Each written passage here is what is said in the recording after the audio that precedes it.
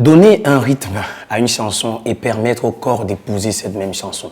Voilà la mission qu'ils se sont fixés. Mesdames et messieurs, bienvenue dans cette 10e production de Background Sunshine, votre émission qui est censée mettre en valeur ceux-là qui travaillent tous les jours pour valoriser les autres. Aujourd'hui, nous allons parler des danseurs. À tout de suite.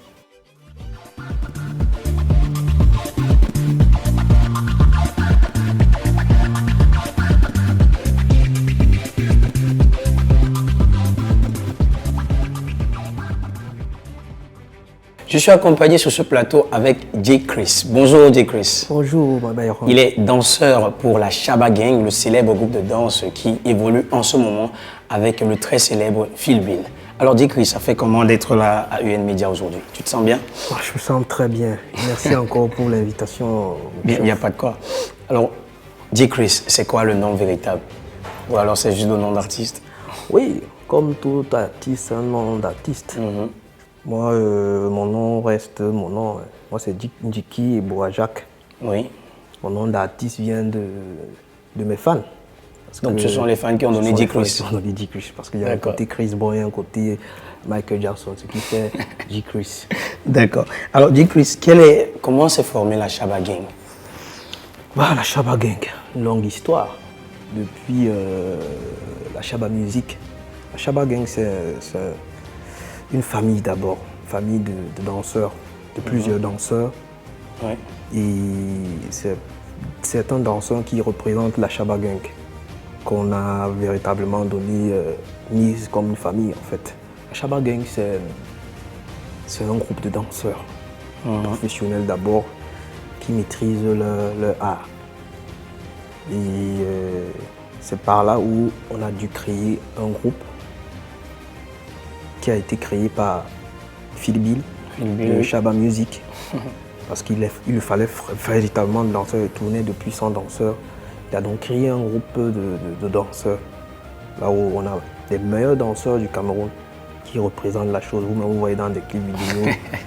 Comme le tout dernier, Shabba Chico. Voilà, on ne donne pas le lait, on représente, on valorise en même temps aussi le Cameroun. Donc c'est ça la Shabba Gang. Donc ça veut dire que la Shabba Gang appartient seulement à Phil Bill ou alors on peut vous retrouver dans plusieurs clips aussi? La Shabba Gang représente seulement la Shabba Music, donc Phil Bill. D'accord. Vous savez, derrière tout ça, il y a des contrats, donc on représente seulement la Shabba Music, de Phil Bill. D'accord. Et le quotidien de danseur, ça a toujours été rose pour vous au sein de ce groupe? Non, je ne pense pas que ça a toujours été vous savez, pour évoluer dans la vie, dans la culture, il faut avoir beaucoup de mauvaises et de bonnes choses. Il faut traverser ce genre de période, sinon vous n'allez rien apprendre. Il y avait quoi comme mauvaise chose, quand tu dis mauvaise et bonne chose? Oui, les coups de la vie, quand vous débutez, on vous prend pour des taulards, on vous prend pour des agresseurs, on vous prend pour des drogués. Donc tout ça, bon, vous savez que le monde de la danse vient d'évoluer, c'était pas difficile, c'est facile avant. C'était vraiment pas facile avant pour qu'aujourd'hui on puisse jouer de notre gloire, je peux appeler ça gloire, parce qu'on représente aujourd'hui pratiquement 40% dans des clips vidéo, vous voyez, on ne peut plus rien faire sans les danseurs. Sans les danseurs. Voilà. Exactement, tu viens d'empiéter sur ma prochaine question que j'allais te poser justement. Les danseurs sont souvent taxés dans la société de voyous. Ça t'est arrivé toi particulièrement, par le groupe? Oui, si. C'est toujours pareil en fait. Même présentement, c'est pas facile parce que vous savez, il y a certaines personnes qui ne savent pas ce qu'on appelle le showbiz. Ils s'y mettent en disant qu'on ne peut pas faire autre chose à part ça. Mais ils ne savent pas que ça contribue plutôt à l'émergence de la culture camerounaise. Bien sûr. Et lorsqu'on vous traite de voyous comme ça, de rébus de la société, comme on dit souvent, comment vous gérez ça? Oui, mais on gère ça étant très bien posé. C'est vrai que c'est frustrant. Ça décourage, mais quand on veut quelque chose, on va atteindre un objectif. C'est par là qu'on passe. On traverse des bons et des mauvais moments. Ok. Et maintenant, tu dis que la danse a évolué, qu'elle est passée à une autre étape. Est-ce qu'on peut dire aujourd'hui que la danse nourrit véritablement son homme au Cameroun? Oui, moi je peux dire... Donc quand tu es bien vêtu comme ça, c'est à cause de la danse? Moi, je peux dire, oui, effectivement. Parce qu'en réalité, ce qui dérange et qui empiète le pas aux danseurs aujourd'hui, c'est l'image d'un danseur. Je continue toujours à le dire. Un danseur doit se valoriser, doit avoir son image. Par exemple, tu ne peux pas aller signer un contrat ou bien on t'invite quelque part, tu es toujours mal vêtu. Je prends juste l'exemple. Il faut te valoriser d'abord. Il faut te saper comme dit Chris. Il faut toujours être valorisé pour qu'on puisse t'accepter dans la société showbiz. D'accord. Tu as parlé de Phil Bill tout à l'heure, avec qui vous évoluez déjà depuis pas mal de temps. On vous a vu dans le clip Dipita, on vous a également vu dans le clip Shabashiko. Donc ça veut dire que les relations grandissent. Et maintenant, qu'est-ce qui crée souvent, selon vous, qu'est-ce qui crée souvent les conflits entre un danseur et l'artiste qui est son employeur? Voilà, en fait, d'abord, comme tu viens de préciser, Phil Bill, c'est un grand frère d'abord. À moi, à nous, à tout le groupe, c'est un grand frère. C'est quelqu'un tellement humble. C'est un grand frère, en fait, vous ne pouvez pas savoir comprendre. C'est quelqu'un qui ne vit pas, il ne te prend pas comme un danseur, il te prend comme son frère.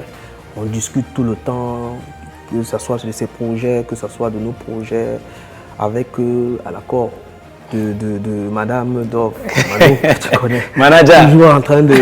avec sa main de fer. Une main de fer terrible. Cette femme, c'est une grande femme, elle est avec un grand cœur.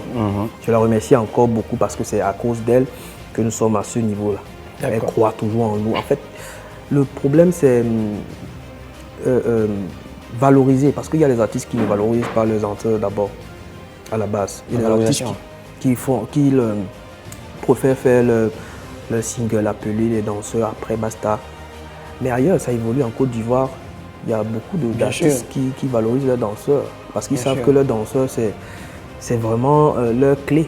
On ne peut plus en même temps, je pense aussi que c'est parce que la musique ivoirienne est une musique qui est plus dansante que celle du Cameroun, je pense.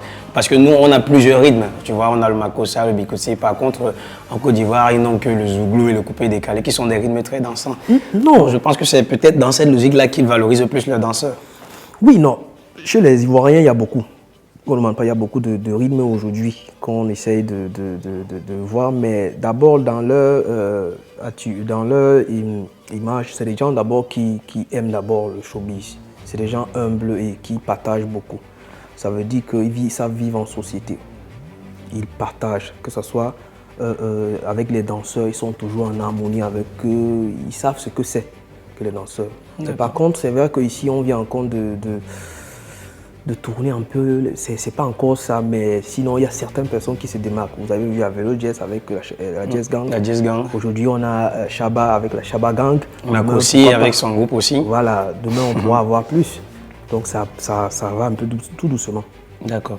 Avant d'aller à la pause, tu as lancé un concept dernièrement, ou alors tu es partisan d'un concept qui est intitulé « Le danseur n'est pas un esclave ». D'ailleurs, j'ai vu comment Manu Dove, qui est votre manager, elle a partagé le visuel, et Phil Bill aussi a partagé le visuel sur ses différentes stories. C'est quoi le concept? En fait, le concept, c'est quoi? Vous savez, nous, les danseurs, on a toujours été mal placés dans la société, dans le showbiz, et mal valorisés, comme je disais tout à l'heure.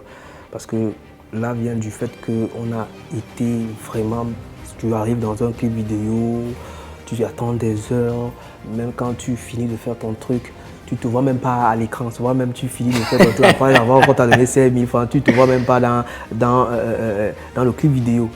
Et beaucoup de trucs, on vous invite quelque part, on ne vous paye même pas le transport, beaucoup, en fait, on ne nous ça arrive aussi à la Shabba Gang? Non, tu sais que Manu Dove est là, elle va permettre ça. D'accord, donc parce que je me dis, bon, en même temps, quand on veut parler d'un concept, c'est que forcément on a vécu la chose. Oui. Donc maintenant, vous mettez en position extérieure pour parler d'une chose qui est généralisée. Si. Ok. Et c'est à quel niveau dans la matérialisation du concept? Vous êtes à quel niveau? Nous sommes en train d'élaborer. Déjà il y a déjà un clan de danseurs. C'est vrai qu'il y a plusieurs clans, mais on essaie d'amener certaines personnes. De créer une sorte de syndicat? Voilà, de syndicat pour essayer d'amener certaines personnes de comprendre. Parce qu'il y a un peu des têtus qui n'arrivent pas à comprendre ce que c'est que la danse. Parce qu'il faut comprendre ce que c'est qu'un danseur. Un danseur, c'est un artiste à la base. Il faudrait que tu sois valorisé, comme je parle de la valorisation. Ça veut dire qu'aujourd'hui, on peut s'asseoir on décide que bon, voilà, dans tel concert, on nous paye telle somme. telle somme. Ouais. Vous savez, il y a des autres personnes qui vont aller dire que non, ok, payez-moi n'importe comment et puis bon. Donc, il faut conscientiser les danseurs pour qu'ils comprennent que à base de la danse, on peut se démarquer et faire sa vie avec.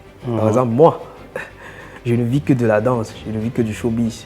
Waouh. J'ai une Et famille. on voit que ça te réussit bien. Hein. Oui, Tu es sapé comme jamais. Il s'appelle Dick Rich, il est venu nous confesser le métier de la danse et bien sûr nous donner tous les rouages qui entourent ce métier. On se retrouve tout de suite après cette transition.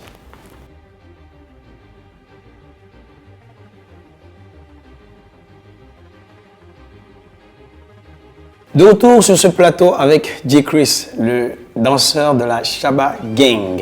Alors Dick Chris, maintenant on va parler de certaines questions qui concernent la vie extra-professionnelle.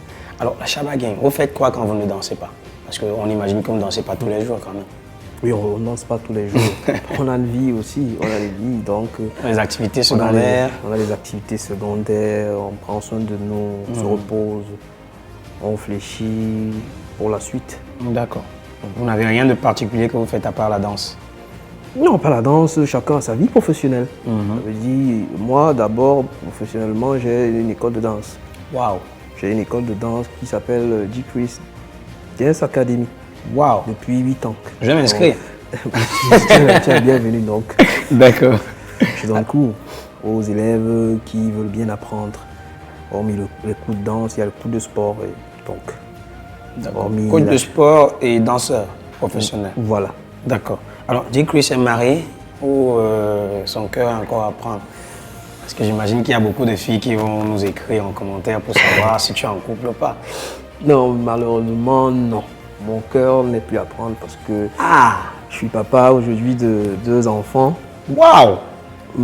Malgré que quand on continue à me voir comme le gars toujours disant je suis papa de 2 enfants, j'ai une femme. Tu sais, à la base, je voulais te piéger. Non. Et maintenant, tu as jeté mon piège à l'eau. On ne fait pas ça. Je m'attendais à ce que tu me dises que tu es encore célibataire.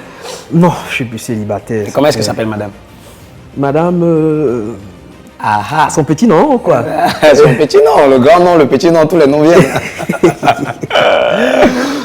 Moi, je l'appelle Val quand je suis fâché d'elle, Valérie. Quand je suis fâché d'elle, je l'appelle mon amour quand le piment est là. Ah là là. C'est ma personne, c'est ma confidente, c'est mon amie, c'est ma soeur en fait. Waouh. Donc, c'est elle qui me donne beaucoup de conseils. Et ça date de quand la relation?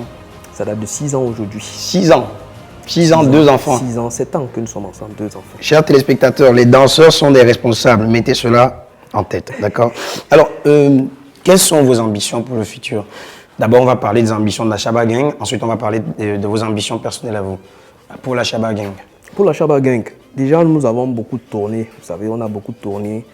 On sort de la Côte d'Ivoire. Et on a beaucoup de tournées ici au Cameroun. On repart la semaine prochaine. Or, mais la semaine prochaine, le mois de décembre est encore bien saturé. Donc, il y a il y a beaucoup de programmes. Vous savez, le son a pris le dehors. Bien sûr, il va falloir que toute l'équipe se mette pour pouvoir satisfaire tous les clients qui veulent nous voir sur scène. D'accord. Et pour maintenant, les ambitions de Dick Chris lui-même? Bon, Dick Chris est en train de monter beaucoup de projets. Dick Chris monte, hormis d'école de danse, en train de monter Dick Chris Event, une agence de hôtesses, stewards et modèles aussi. Pour ceux plus de clients qui veulent pouvoir avoir nos services. Donc on est en train d'élaborer certains aspects pour élargir l'entreprise. Waouh! Danseur, entrepreneur, coach sportif, mari modèle, tu as toutes les casquettes, toi. Oui. Justement, dans toutes les casquettes que tu as, parle-moi des 4 dates les plus importantes de ta vie. Les 4 dates les plus importantes de ma vie, c'est le jour où je suis né, d'abord, le 28 mai. Il y a aussi le 5 décembre, où j'ai perdu quelqu'un de très cher dans ma vie, mon petit frère qui allait. Depuis aujourd'hui, ça fait pratiquement 30 ou 29 ans que j'ai perdu mon petit frère. Paix à son âme. Paix à son âme, aujourd'hui, qui était tellement proche. Il était aussi danseur? Il n'était pas danseur, on t'a rencontré ici, mais c'était quelqu'un qui était beaucoup proche de moi. En fait, sa mort m'a beaucoup touché. Ça m'a beaucoup fait mûrir aussi. Parce que grâce à lui, grâce à son esprit aujourd'hui, j'essaie de faire certaines choses qui valorisent ma vie en fait. D'accord. La troisième date? La troisième date, je me souviens plus, je suis en train de chercher, c'est le jour où j'ai rencontré la femme de ma vie en fait. Je ne me souviens plus, je crois quand même que c'était... Ce gars est très amoureux. C'était un février à Canal, l'arbre de Noël. Oui.